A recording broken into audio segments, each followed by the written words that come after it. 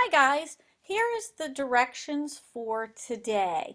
First of all, I hope you are all having a good day and I think you're going to be learning a lot today. The first thing that you can choose to do the work in any order that you want. The one thing that you have to complete before the end of class is the capitalism quiz that is on Google Classroom. You are welcome to use your Adam Smith and your Karl Marx I'm sorry, let me repeat that. You're welcome to use your Adam Smith notes and questions to complete that quiz, but it needs to be done at the end of the period. If you did not finish your Adam Smith reading and flip video notes, please complete those first and then take the quiz. What you are going to be doing today is your Adam Smith quiz.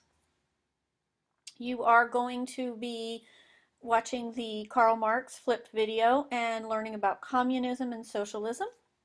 You also have a Karl Marx reading. While I have your attention, I'm going to take you through just a quick review of some information that you need for the test. I have not created a note sheet for this information. You may want to make some notes or make some notes on your Adam Smith reading and on the Karl Marx reading and questions. Just make some annotations or attach some post-it note for annotations. But since I have this opportunity, I'm going to use it to review a couple things with you. Some things to remember that from the industrial, and this is just a quick review for the test, in 100 years, the Western society went from a rural society to an urban society. Now, these are rural pictures, and as you went from that rural agricultural society to that urban industrial society, you're going to have gaps between rich and poor widen. In fact, it's going to be haves and have-nots.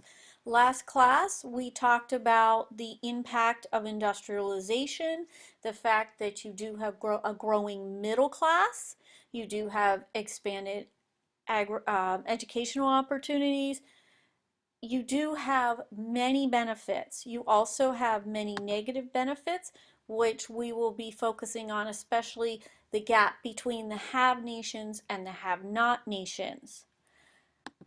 So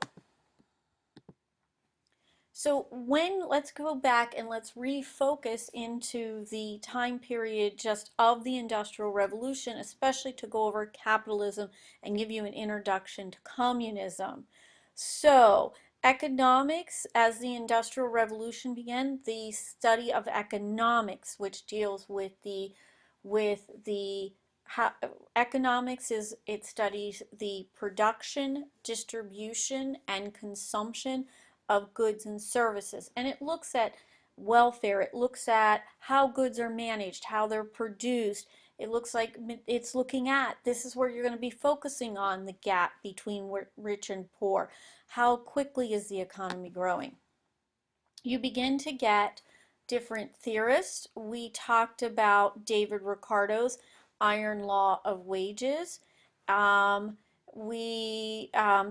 Malthus is another one who eventually believed that he took a mathematical formula and he kept increasing the population, believing that we would eventually outgrow our food supply. So what he was saying is the way to fix that is that people would get married later, they would have smaller families, they would begin to use birth control, which goes opposite of David Ricardo. Remember, he's saying don't increase wages because if you increase wages, people will have larger families. What we find out is as you increase wages, people actually created smaller families. Both Malthus and Ricardo support this idea of government staying out, because if the government stays out, like David Ricardo, if the government forces a wage increase, it's going to end up hurting workers, and so reforms were not made. Laissez-faire, remember, it's the government stays out. The more the government gets involved in the economy, the problems it just creates problems. During the age of exploration, you had that mercantilism where government was protecting industries, not encouraging competition. They're directing all the economic. During the Enlightenment, laissez-faire comes out with the idea that business owners, people working in that know what's best. Um, Adam Smith, when we talked about it, the free market economy, the three laws. So people work for their self-interest, competition brings down prices, makes goods better, and that law of supply and demand.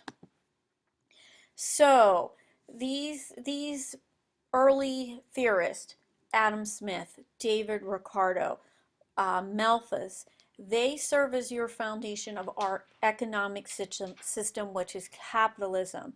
Where remember those factors of production, we've used the term means of production, privately owned.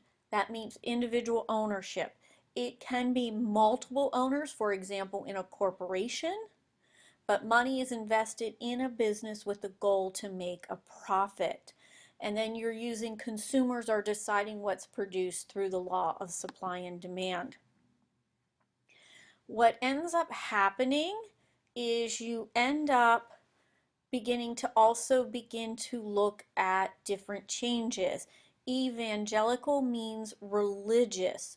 So you have these Protestant groups spread throughout Europe.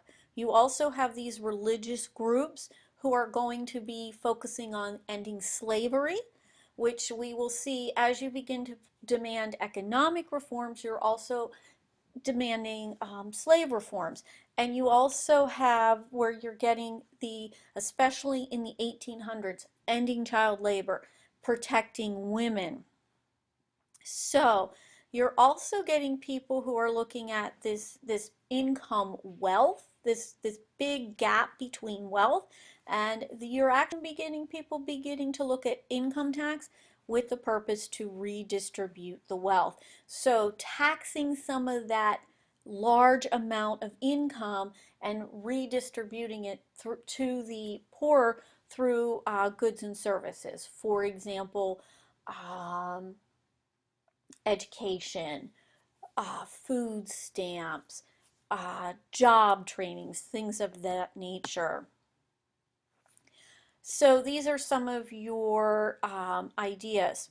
One of the things that happen is you also get an idea of socialism by Robert Owen. He's one of the earlier, and he comes up with this idea that I should take those factors or those means of production and have the government own them, and then but it would be for the good of all. So we've talked about this: socialism, government owning the means of production, consumers still deciding what's produced.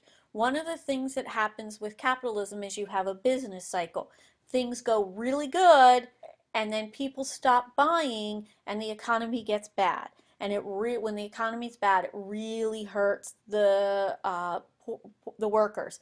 So if the government controlled the economy and planned the economy, you would end this business cycle, and you would end poverty and establish some equality.